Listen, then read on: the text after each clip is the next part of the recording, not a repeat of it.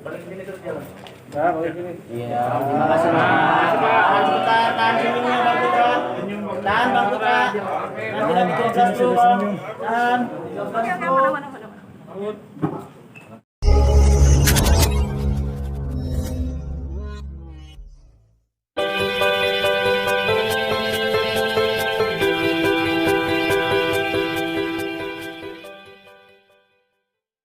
Assalamualaikum warahmatullahi wabarakatuh. Waalaikumsalam. Pada kesempatan pagi ini kami dari Polres Metro Jakarta Selatan akan menyampaikan rilis terkait dengan peristiwa pidana yang terjadi di sebuah kafe di daerah Cikajang, Kebayoran Baru, Jakarta Selatan.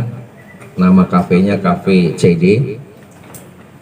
Kejadian peristiwa ini diduga peristiwa pidana, yakni secara bersama-sama melakukan kekerasan di depan umum atau yang kita kenal dengan istilah pengeroyokan dengan pasal 170 KUHP.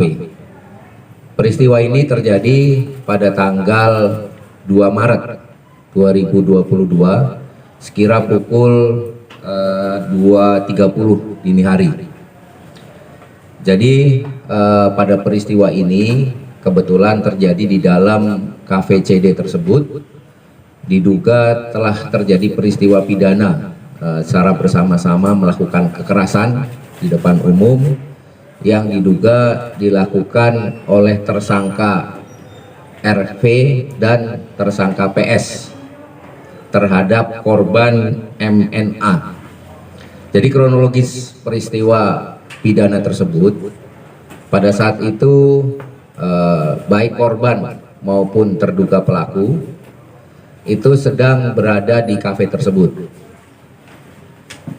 Kondisinya ada yang sedang dalam keadaan minum, ya, dan kemudian peristiwa ini dipicu karena ada salah satu kawan perempuan yang ada di kelompok RV dan PS ini kemudian mendatangi ke mejanya korban MNA.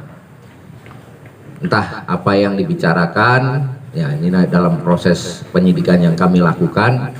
Namun kemudian tersangka RV itu tidak senang dengan peristiwa tersebut, sehingga kemudian mendatangi korban MNA dan kemudian melakukan pemukulan terhadap korban MNA, dan kemudian tersangka PS juga ikut bersama-sama di situ dengan dia menendang dan mendorong tersangka MNA. Dari peristiwa tersebut terekam CCTV yang ada di dalam kafe tersebut, dan kemudian setelah peristiwa tersebut sebenarnya dari korban MNA belum melaporkan kepada kepolisian, hanya meminta visum saja, dengan harapan pada saat itu kami tanyakan kenapa tidak langsung melapor kepada Polri, karena mereka ingin ini ada jalan damai. Ya, mereka bercoba menghubungi pihak RV dan PS, namun sampai dengan 2 minggu kurang lebih tidak ada tanggapan, sehingga tanggal 16 Maret baru kasus ini dilaporkan kepada Polri secara resmi, dan kemudian kami dari Polri melakukan proses penyelidikan maupun penyidikan terhadap kasus ini. Atas perbuatan tersangka ini, maka kedua tersangka dijerat dengan pasal 170 KUHP dengan ancaman hukuman 5 tahun penjara. Demikian yang bisa kami sampaikan. Kami berikan kesempatan, mungkin yang mau bertanya cukup 3 penanya, silakan. Dari kiri 1, tengah 1, kanan 1. Silakan. Tidak ada? Terima kasih kalau tidak. Antara korban dan pelaku apa saling kenal? Korban dan pelaku apa saling kenal? Ini masih kami dalami karena memang mereka berbeda meja, mereka berbeda grup, ya, dan datangnya pun acaranya berbeda. Kalau RV dan PS ini datang untuk menghadiri acara ulang tahun temennya yang memang mengundang mereka untuk hadir di tempat itu. Sedangkan MNA memang datang tidak dalam acara ulang tahun tersebut. Demikian. Ya, satu Apakah lagi. kedua belah pihak itu dalam pengaruh alkohol, Pak? Jadi kebetulan karena peristiwanya ini tidak dilaporkan pada saat kejadian. Jadi kejadian tanggal 2, kemudian dibuat laporan polisinya tanggal 16, tentunya ya kami juga sedang melakukan pendalaman. Ya, karena sekali lagi pengaruh alkohol itu apalagi sudah 14 hari tentunya sudah tidak efektif. Kecuali memang pada saat itu kejadian kemudian dilaporkan. Namun demikian peristiwa pidana ini tidak ada terkait apakah orang itu dalam kondisi mabuk atau tidak terus kemudian mempengaruhi proses penyidikan kami, karena dalam pasal KUHP-nya tidak menyatakan demikian. Jadi kami tetap melakukan proses ini tanpa kami mungkin mengetahui atau melakukan pendalaman terhadap kondisi pada saat tersebut. Demikian. Satu lagi. Pukul 2.30 artinya kafenya masih buka ya Pak ya? Iya.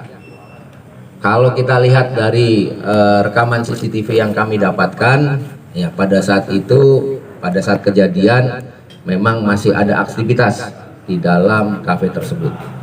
Oke? Kapolres, izin Pak. Itu Pak.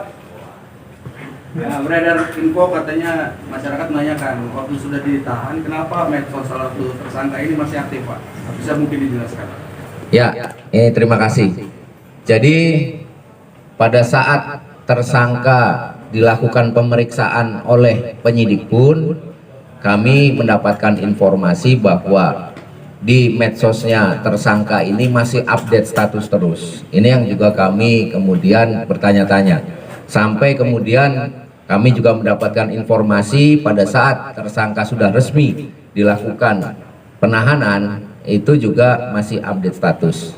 Jadi setelah kami lakukan pendalaman terhadap peristiwa tersebut, jadi memang kami mendapatkan fakta bahwa tersangka ini mempunyai admin. Admin ini yang selalu mengupdate dan menjawab status-status yang ada di media sosialnya. Dan ini sudah kami cek, yakinkan bahwa selama tersangka dilakukan penahanan tidak menggunakan HP, bahkan HP-nya yang milik tersangka ini sekarang sudah dipegang oleh penasihat hukumnya. Ya, jadi pada saat akan kami lakukan penahanan itu barang-barang milik tersangka sudah diterima oleh penasihat hukum, dan untuk update statusnya ini dilakukan oleh admin dari tersangka PS. Demikian, terima kasih teman-teman. Kami akhiri. Wabillahi taufiq wal hidayah. Wassalamualaikum warahmatullahi wabarakatuh. Waalaikumsalam. Doorstop.